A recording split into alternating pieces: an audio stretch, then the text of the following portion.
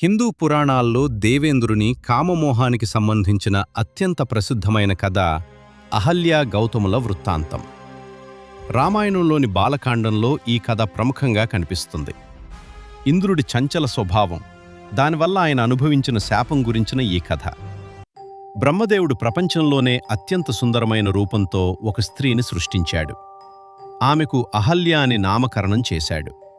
ఆమె అందానికి ముగ్ధులైన దేవేంద్రుడితో సహా దేవతలందరూ ఆమెను వివాహం చేసుకోవాలని ఆశపడ్డారు. కాని బ్రహ్మదేవుడు ఒక షరతు పెట్టాడు. ఎవరైతే ముల్లోకాలను మొదటగా చుట్టివస్తారో వారికే అహల్య దక్కుతుంది అని. అప్పుడందరూ బయల్దేరుతుండగానే ఇంద్రుడు తన వాహనమైన ఐరావతంపై వేగంగా లోకాలన్నీ తిరగడానికి బయల్దేరాడు.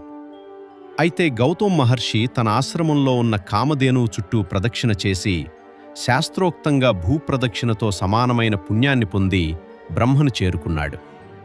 దీంతో బ్రహ్మదేవుడు అహల్యను గౌతమ్ మహర్షికిచ్చి వివాహం జరిపించాడు. ఇది మనసులో ఉంచుకున్న ఇంద్రుడు ఎలాగైనా అహల్యను పొందాలని లోలోపల కామవాంఛతో రగిలిపోసాగాడు. ఒకరోజు గౌతమ మహర్షి ఆశ్రమంలో లేని సమయం చూసి అహల్యను సమీపించాలని ఇంద్రుడు ఒక పథకం వేశాడు. తెల్లవారుజామున కోడి కూసే సమయానికి ముందే ఇంద్రుడు కోడి రూపం ధరించి గౌతముని ఆశ్రమం వద్ద గట్టిగా కూశాడు. తెల్లవారిందనుకుని గౌతమ మహర్షి మిథ్యకృత్యాలైన సంధ్యావందనం, నదీ స్నానం కొరకు ఆశ్రమం వదిలి వెళ్ళాడు. ఇదే అదనుగా భావించిన దేవేంద్రుడు గౌతమ మహర్షి రూపం ధరించి ఆశ్రమంలోకి ప్రవేశించాడు. అహల్య వద్దకు వెళ్లి కామవాంఛను వ్యక్తపరిచాడు. వచ్చినది తన భర్త కాదని, ముల్లోకాధిపతి అయిన ఇంద్రుడేనని అహల్య గ్రహించినప్పటికీ క్షణకాలం పాటు మోహానికి లోనై ఇంద్రుని కోరికకు లొంగిపోయింది. ఇంద్రుడు ఆశ్రమం నుండి బయటకు వస్తున్న సమయంలో నది నుండి తిరిగి వస్తున్న గౌతమ మహర్షికి ఎదురుపడ్డాడు.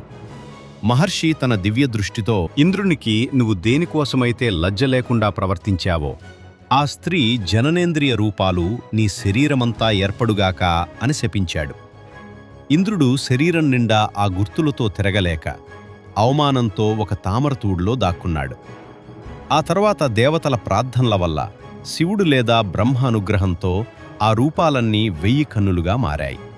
అందుకే ఇంద్రుణ్ణి సహస్రాక్షుడు, 1000 కన్నులు గలవాడు అంటారు.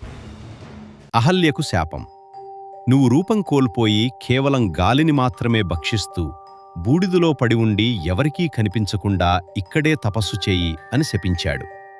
జనబాహుల్యంలో ఉన్న కథ ప్రకారం ఆమె రాయిగా మారిపోయింది. గౌతమ్ మహర్షి శాపమిస్తూనే అహల్యకు శాప విమోచనం కూడా తెలిపాడు.